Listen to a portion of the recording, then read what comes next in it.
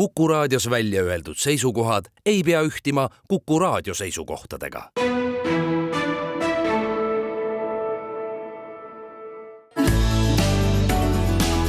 Keskpäevatund.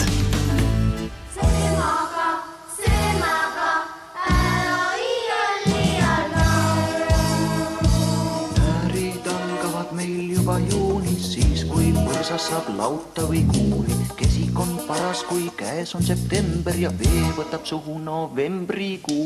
Kuid lapsed laulvad, las meil otsu veel elada. Siga on ära söömiseks, siga, on patta löömiseks. siga, Paha rumal loom, siga, nii arvab inimese loom.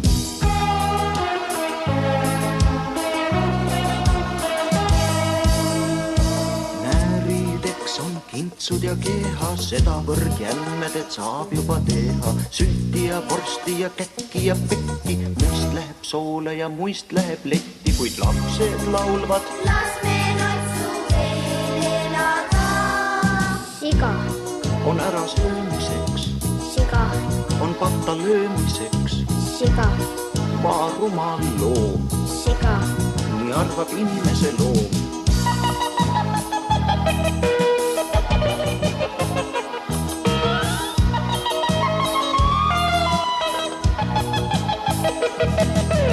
Näärilaual ründavad liha, söökidest lõbusad onud ja isa.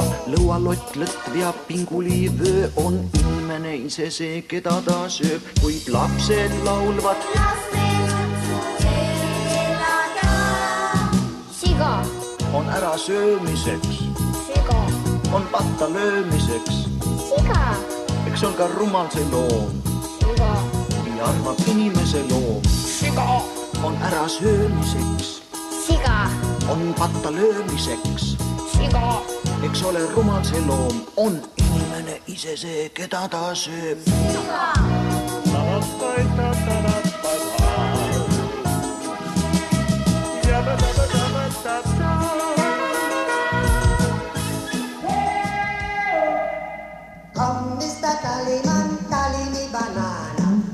Uudiseid koduvabariigist. Tere, siin Kuku Raadio ja Keskpäevatund. Tallinna stuudios Ainar Ruussaar, Ignar Fjuk ja Priit Hõbemägi. Esines Heino Seljamaa ja kunagine kuulus ansambel Kontor. Nad esitasid Juise Leskineni Soome helilooja laulu Siga. Sigade Aafrika katku põhjustatud seapaanika ei näita Eestis vaibumise märke, pigem see tugevneb ja sellest me saates ka räägime, aga alustame Riigikontrolliga.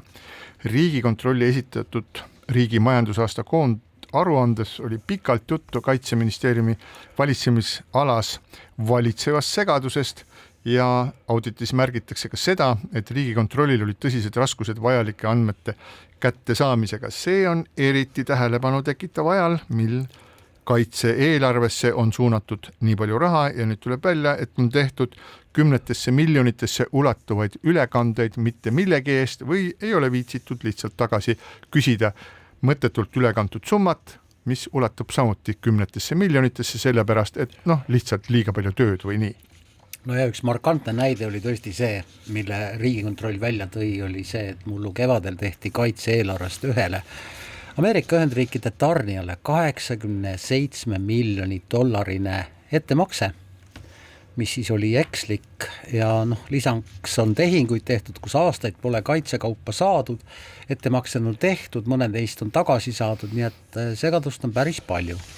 Aga mida ma pean tunnistama on see, et Kaitseministeerium, tänane juhtkond näitab küll väga suurt koostööaldist, vähemalt sõnades sellega, millele juhtis tähelepanu Riigikontroll ja meenutagem veel ka seda, et kuulajatele, et Riigikontrolli aruanne puudutas paljuski seda aega, kui tegelikult olid ametis veel inimesed, kes on tänaseks Kaitseministeeriumist lahkunud. Lahkunud on endine kantsler, eks. Kaitseinvesteeringute keskuse juht on lahkunud, ministeeriumi siseauditi juht on lahkunud, vahetunud on Kaitseväe juhataja, vahetunud on Kaitseväe peastaabi ülem ja tegelikult neid vahetusi tippjuhtkonnas, mis puudutab meie kaitsevaldkonda, see Riigikontrolli audit otseselt ju nagu ei puuduta. No küll on ju ametis kõik see aeg olnud kaitseminister Hanno Pevkur. Seda küll, ma ei maininud teda. Juulist 22, enne seda oli Kalle Laanet ja enne seda veel Jüri Luik. Aga kallid stuudiosõbrad, ma küsiks teilt ühe küsimuse, kas te oskaksite mulle öelda, mis on õiguslik staatus sellel riigi kaitseinvesteeringute keskusel? Oskate seda öelda? Sest kui sellest hakati rääkima, vahelduvalt on sellest räägitud juba viimased aasta või pool või nüüd selle valguses, kui otsiti investeeringute keskusele juhti või siis praeguse auditi kontekstis, et on just nagu tegemist mingisuguse iseseisva riigiasetusega, mis mitte kellelegi ei allu ja seal juhtunul pole ka mingisugust puutumust ei kaitseministri ega valitsusega. Öelge, mis on riigi kaitseinvesteeringute keskuse õiguslik staatus? Ju sa tead vastust, kui sa küsid niimoodi. Kuidas? Ju sa tead vastust siis. Ega täpselt ei tea, aga teie pakkuge. No mis ma siin pakun, et ma kujutan ikka ette, et see on nagu sisuliselt on ta selline üks mehhanism või see on nagu tööriist selleks, et neid kõikvõimalikke siis kaitseostarbel tehtavad investeeringuid läbi viia. Ja ta on Kaitseministeeriumi haldusalas. Jah, aga ikkagi, mis ta siis ikkagi on? Kas tal on oma eraldi nõukogu või mismoodi ta või kellele või mille tal allub? Ega ma ka päris täpselt vastust ei saa. Aga üldiselt on, kui neid tekste lugedes, ma saan aru, et tal mingil moel on just nagu ministeeriumi osakonna staatuses. Nii et ta ei ole midagi iseseisvat. Nii et kui me räägime sellest kõlava nimetusega riigi kaitseinvesteeringute keskusest, siis me tegelikult räägime ministeeriumi ühest osakonnast, millel vastutust seal ei ole poliitilist vastutust kandvat isikut. See läheb läbi asekantsleri ja kantsleri ikkagi ulatub ministrini. Nii et selles valguses me peaksime ikkagi rääkima alati ka asjast ehk vastutusest ja kui nüüd lugeda riigikontrolöri auditit, siis vastustes, mida ta saab, on keegi teine vastutab või et on kollektiivne vastutus või kõike nagu seob mingisugune koordineerimatus. Kui droonid lendavad madalalt, siis öeldakse ka Kaitseministeeriumiga seonduvad meetmed ei peagi madalalt lendavaid kroone avastama. Vahepeal ma võin anda sulle need täpsed vastused, et riigi kaitseinvesteeringute keskus on Kaitseministeeriumi hallatav riigiasutus ja täpsemalt keskuse kõrgemal seisev valitsusasutus on Kaitseministeerium ja keskuse tegevuse seadusliku ja otstarbekuse üle teeb järelevalvet kaitseminister. Täpselt nii. Nii et ta on kaitseministrile alluv, aga siis praktikas tõenäoliselt siis kaitsehangete ja relvastuse eest vastutav asekantsler, kes seal on olemas, tegeleb konkreetselt selle haldusalaga. Nii täpselt, et iseenesest see keskus ei ole nii-öelda tegija, vaid ta ikkagi allub ministeeriumi juhtkonna suurtele plaanidele ja kontrollile. Just rõhutan ka sisekontrollile, mida siin alles paar tagasi üldse ei olnudki seal. No jaa, aga nii Kaitseministeeriumi kantsler kui ka Riigikontroll olid selles mõttes ühel nõul. Mina sain küll niimoodi aru, et vajadused ja varud on kasvanud kaitsevaldkonnas kiiremini ja kasvavad veel kiiremini kui võimalused nende haldamiseks ja heas mõttes nii-öelda bürokraatia tagamiseks. Ehk siis, et kaks asja ei suuda üksteist nagu täiendada. Vaata, see vajadus... Ma ei räägi šokipaarist, tähendab see, et... Vajadus kasvuks on juba päevakorras see algusest peale või aastast 14 ju. Jah, nüüd on reaalselt summad taga. Jah, sellele peab ikkagi adekvaatselt reageerima. Selleks meil ongi valitsus, selleks on meil minister ja poliitiline juhtimine ja vastutus. Nii et kui varem, tõesti sõbrad, mul oli veidi hirm, kui seda nii-öelda kampaania korras laskemoona ja relvade hankimisest kõneldi, siis tundus, et paljudel juhtudel me valmistume eilseks või tänaseks ajaks, aga relvad saabuvad ja laskemoon saabub 2-3 aasta pärast. Siis on juba vajadus hoopis teistmoodi relvastuse järele. Et see mure on just nagu nüüd kõrvale läinud, sest selle kõige kõrval on veel nüüd mure, et ka rahaga käiakse väga räpakalt ümber ja see, mida siis on ostetud ja saadud, siis selle üle ka pole ka korralikku ülevaade. No ja asjatundjad on ka viidanud tõepoolest sellele, mis ei puuduta ainult Eestit, vaid puudutab tegelikult enamusi Euroopa ja NATO riike, on see, et kuna kaitsekulutused kasvavad ja kaitseinvesteeringud kasvavad, siis tegelikult nõudlus ja võimalus pakkuda vajalikku ja ka tulevikku suunatud tõrjemoona, laskemoona ja nii edasi, relvastust on suuremad kui nende tootmisvõimsused praegu. No vaata, kui sul on kodus 16-aastane poiss ja siis ta on nagu suve läbi ringi jooksnud, siis sügisel tuleb välja, et pikad püksid ongi lühikeseks jäänud. Ei ole midagi parata. Iga organism, iga süsteem, mis kasvab kiiremini, võib-olla kiiremini kui oodatud või peab kiiremini kasvama, et see ongi niimoodi, et need süsteemid, võimalused jäävadki piiratuks ja püksid jäävad lühikeseks. Ainult, et sa saad minna ja poest osta kohe uued püksid, mis on parajad, aga relvastusega paraku kõigi relvaliikidega nii ei ole. Ja ma arvan, et nende relvaliikidega meil nagu sellist nagu probleemi siin ei olegi, et ma saan aru, Ignar, sinu nagu murest, ma saan aru, et praegu see mure sinu meelest nii akuutne enam ei ole, et kui täna tellida ja siis saad 2 aasta pärast kätte, et siis on nagu vanaks läinud, aga ega siin mingisugust muud varianti ei ole, et ei saa ka 2 aastat oodata, et siis tellida midagi muud, mis tuleb järjekordse 2 aasta pärast. No jah, ja tuleta meelde seda, et Venemaa ründab Ukrainat praegu rakettidega, mis on toodetud 40-45 aastat tagasi ja need raketid paiguti ikkagi plahvatavad ja tekitavad kohutavat verist kaost. Minu probleem või mida ma nägin probleemina ei ole mitte niivõrd ikkagi selle relvastuse teemats, vaid ikkagi väidetes, et kuivõrd nüüd raha on rohkem ja hankeid on vaja rohkem teha, kuigi väga paljud hanked tehakse koos naaberriikidega ja et oleks kogused suuremad ehk inimesi, kes selles hankes osalevad, spetsialistidena on rohkem, et kogu koormus ei ole ainult Eesti omad, siis minu küsimus on selles, et reageerima ju peaks siis kohe, kui pole piisavalt meil spetsialiste, ametnikke seal tööl, siis koheselt peab reageerima valitsus ja sinna suunatakse. No kui muidu ei saa, siis võiks ametist vabastada circa 5-60 pressinõunikku erinevatest ministeeriumites ja need vabaks jäänud ametikohad täita spetsialistidele vajadusel võtta neid Soomest või Lätist või Saksamaalt sisse, aga me ei saa lihtsalt öelda, et vaadake, meil käib see üle jõu, siis tuleb teised inimesed panna ametisse.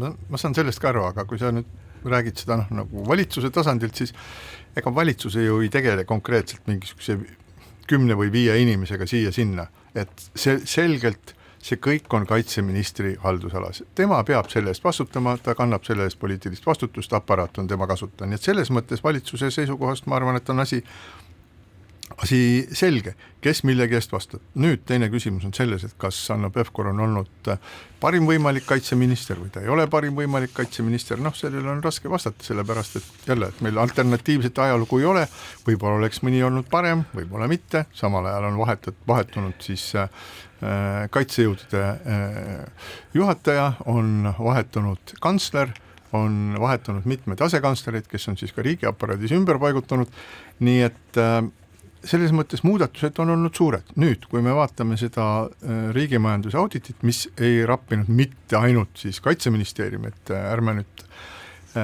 sellesse eksitusse siin satu, et see kogu see riigimajanduse või täpsemalt siis riigi majandusaasta koondaruanne ei olnud keskendatud siis kaitseministeeriumile. See lihtsalt pakub praegu avalikkusele kõige suuremat huvi, see on oluline, see on põnev, seal on olulised puudujäägid, aga seal on ka väga palju muud, millest me täna siin ei räägi. Nii et sellest aspektist lähtudes see on üks osa, milles on asjad kehvasti. Nüüd ma küll kujutan ette, et asjad võiksid areneda paremaks, et sellele viitab võib-olla minu silmis täiesti unikaalne reaktsioon ühe ministeeriumi poolt. Tänase päevani on olnud nii, et ükskõik kui hävitava hinnangu siis riigikontrolör Janar Holm oma aparaadiga ja selle seltskonna suhtes puudub igasugune kahtlus, et seal asjad ei oleks korras, vaid see on ülimalt usaldusväärne institutsioon Eesti Vabariigis. et tavaliselt järgneb sellele ministeeriumitest üleolev selline käega lehvitav, et ajame tüütud kärbet, jah, nad midagi sellele kirjutasid, aga vaat, tegelikult on meil nii asjad ja siis nad ei saanud sellest aru ja nii edasi ja nii edasi ja nii edasi. Praegusel juhul on olukord huvitaval kombel hoopis teistsugune. Uus kantsler Kaimo Kuusk on viisakalt öelnud, jah, meil on probleemid, me püüame nendega tegeleda, kaitseminister Hanno Pevkur on selgitanud, millest probleemid on tekkinud, võtavad omaks ja nii edasi. Et äkki see, vaata, Ignar, äkki see ongi esimene märk uuest sellisest poliitilisest kultuurist, mis meid ees ootab, et kui riigikontrolör kritiseerib, siis ministeerium, minister ja kantsler ütlevad suur tänu, härra Holm, see oli asjalik nõuanne, me teeme oma asjad paremaks. See ongi üks suur muutus, mis on toimunud juba mõned päevad tagasi, kui Statistikaameti juht tuli eetrisse ja võttis kogu vastutuse ekslikult avaldatud informatsiooni eest, siis ka sellele järgnes ajakirjandus selline nagu heakskiitev mõmin, et vaadake täiesti nagu uue astme juht, et ta mõistab, et on olemas ka mingi vastutus. Aga nüüd, mis puudutab seda kantslerit, siis tõepoolest tänane kantsler on ka olnud kommunikatsiooni teemadel märksa tõsiselt võetavam, aga tema juttu tuli ka üks viga, kui ta ütles, et teate, vastutus on ju kollektiivne, mis te siin otsite seda süüdlast. Vastutus ei ole kunagi kollektiivne, see on alati seotud teatud isikute otsustega, mis on olnud kas pealiskaudsed või kahjulikud või mingi muu tagamõttega tehtud või lihtsalt hoolimatusest tulenenud. Nii et selles suhtes on ka sellel väga tublil kantsleril veel arenguruum.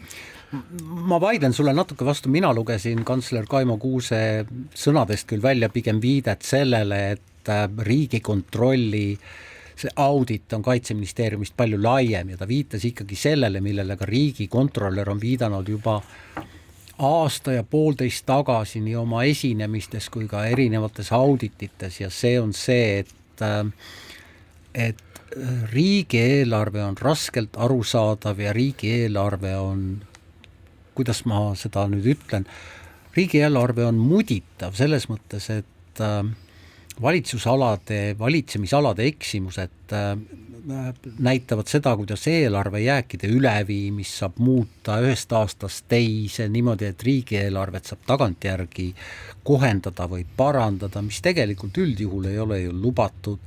Eelarverahade või eelarve ülejääkide ülekandmine järgmise aastasse järgmiseks otstarbeks on täiesti normaalne nähtus ja me ei räägi mitte sadadest tuhandest, vaid miljonitest ja kümnetest miljonitest.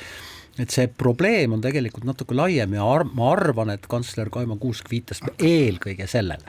Aga ühte tublit isikut ma tahaks küll välja tuua just neil päevil või eile ilmus Postimees vist julgeolekuekspert Erki Koorti kokkuvõttev analüüs üldse sellele, mis Kaitseministeeriumi haldusalas oleval sellel kaitseinvesteeringute keskusega võiks välja tuua. Minu mäletamist mööda on seal circa 24-25 punkti ja see analüüs just näitab seda, et kõikidel neil teemadel, mis on avalikus ruumis, millega me oleme silmitsi ja kus tuleb otsuseid langetada, need ei ole seotud nii-öelda ühe või kahe teguriga, et seal on kümneid aspekte, mida peab süsteemselt nägema, süsteemselt lahendama ja võrrandis on hästi palju tundmatuid ja seetõttu, kui vahel kuulata poliitikute ja ka mõne ajakirjaniku juttu, siis tundub, et kõik ongi taandatav ühele või kahele probleemile. Nii et see on hästi mitmevalentne ja Erki Koorti poolt oli see hästi väga väga hea tähelepanek.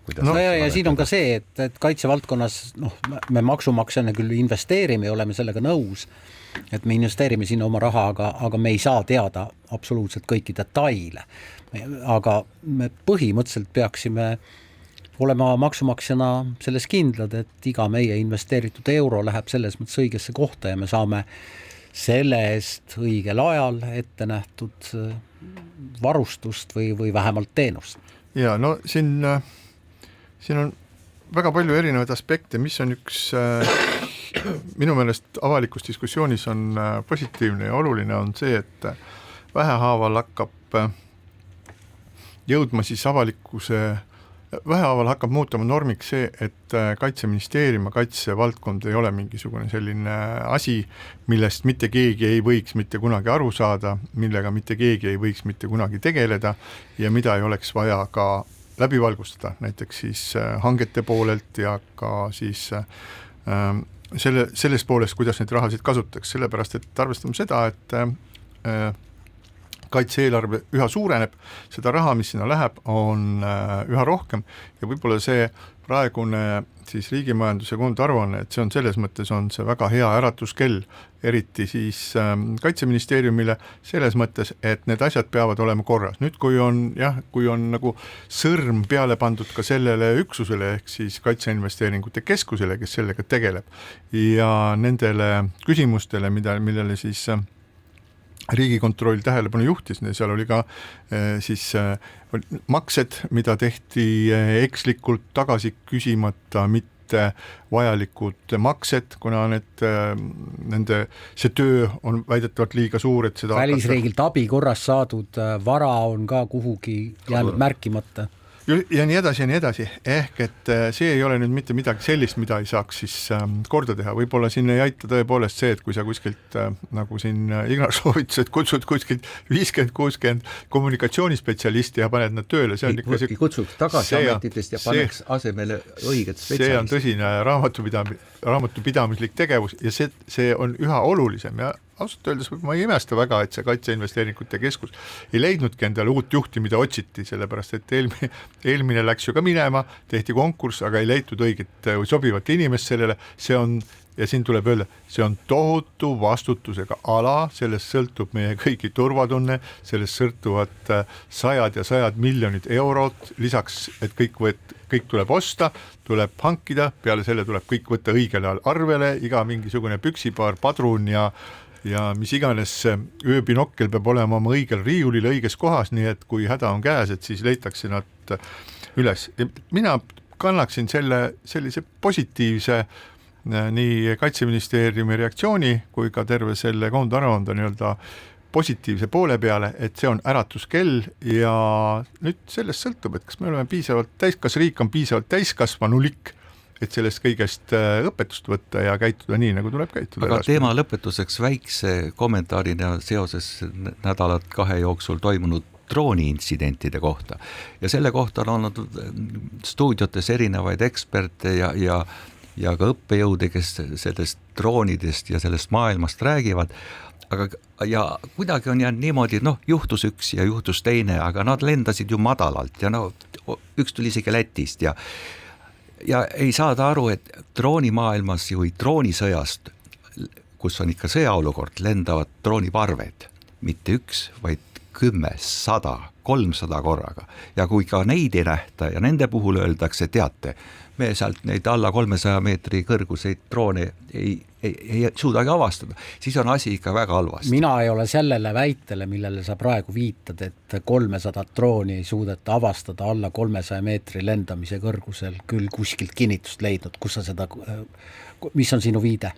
Kuku raadio hommikus saates oli õppejõud, kes kirjeldas neid juhtumeid ja ütles, et see võimekus need radarid on täiesti erinevad. Need, mis võtavad kaugelt kuni 300 kilomeetrit, neid madalalt lendavaid ja märka. Jaa, vaata Ignar, kõik, mis on raha eest saadav, on odavalt saadud. Ja ma arvan, et ka igasugused erinevad radarid, kes võtavad kõrget, madalat ja siis eriti need, kes keskelt võtavad, on võimalik raha eest osta. Ja siinkohal väike paus.